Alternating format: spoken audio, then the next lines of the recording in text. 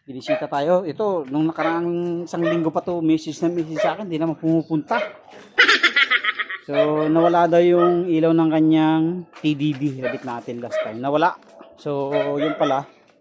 Nag-corroded yung kanyang fuse.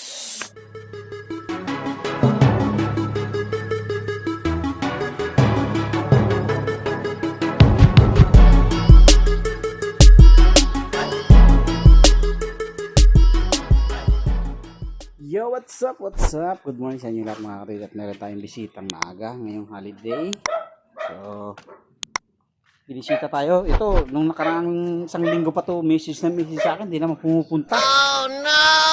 So, nawala daw yung ilaw ng kanyang TDD. TDD urig to eh.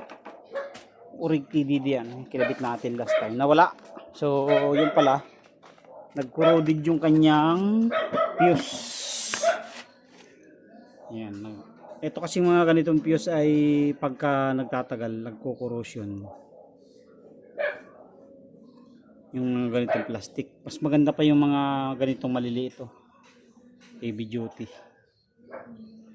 Yung isang kinabit ko dito ito. Ayan. Tagal lang nga yan eh. Tagal na nito. Yan. Pareho na sila. Ito sa busina, ito naman sa MDL.